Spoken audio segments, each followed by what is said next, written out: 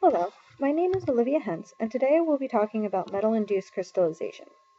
The purpose of metal-induced crystallization is to facilitate the formation of large area polycrystalline silicon. With the development of technology such as solar cells and displays, the need for large area polycrystalline silicon has increased. However, this can be difficult to fabricate. One of the ways to make such polycrystalline silicon is through solid phase crystallization, which involves annealing amorphous silicon. However, this requires high temperatures which can damage the substrate or other aspects of the device.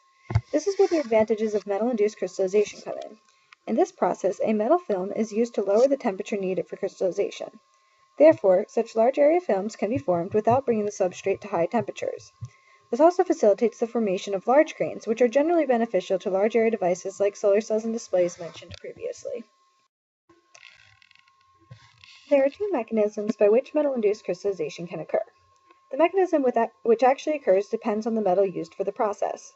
The first of these two methods is called the layer exchange mechanism. This mechanism occurs when the metal used forms a eutectic with the silicon.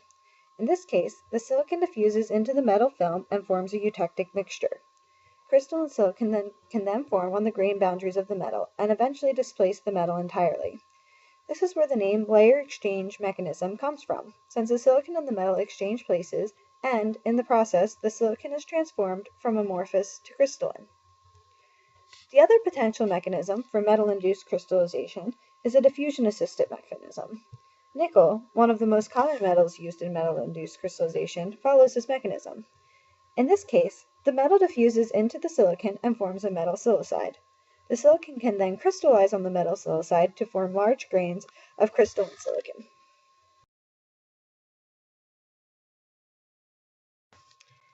In the process of metal-induced crystallization, there are several parameters which we would like to control.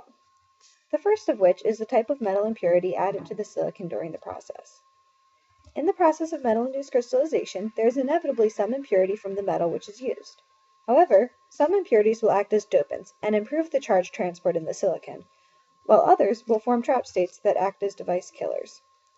Looking at the plots on the right, we see increased conductivity with metal-induced crystallization for all metals used. However, the effect is much greater for metals like aluminum, suggesting that there is an effect on conductivity above that induced by the amorphous to crystalline transition.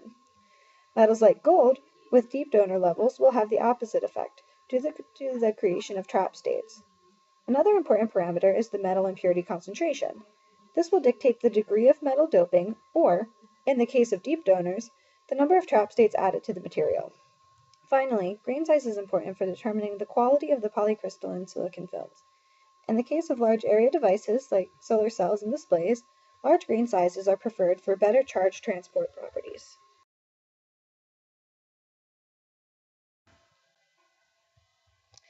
In order to achieve control over these parameters, which we discussed previously, there are several processing parameters available for modification. The first of these is the annealing temperature. Although we know that for metal-induced crystallization, we are generally lowering the required annealing temperature for crystallization, we still have a choice on what temperature is used. This can give control over the grain size, the uniformity of grains, and the speed of the process. Additionally, the type of metal used to induce crystallization will determine which mechanism is followed, as well as the types and quantity of impurities introduced. Next, the thickness of the metal layer can influence the speed of growth, and, in the case of layer exchange mechanism, the crystallization of impurities introduced.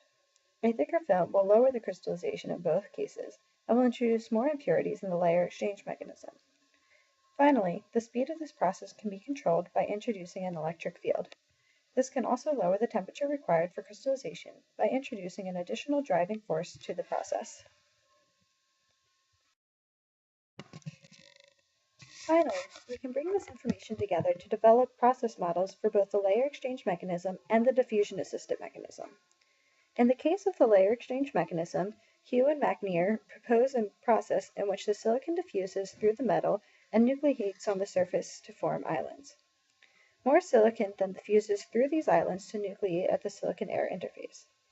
They suggest that in the early stages of crystallization, the process is limited by crystallization at the interface, and therefore gives a growth rate with an Arrhenius dependence on temperature.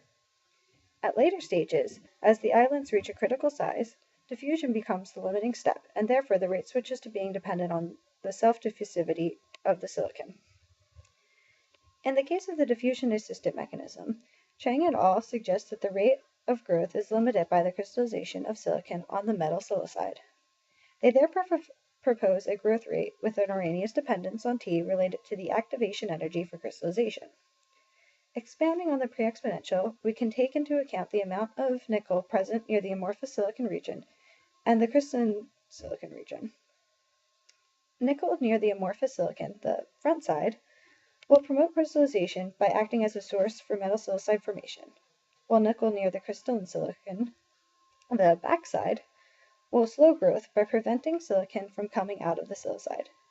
Therefore, the pre-exponential should be proportional to the ratio of nickel at the front side to nickel at the back side.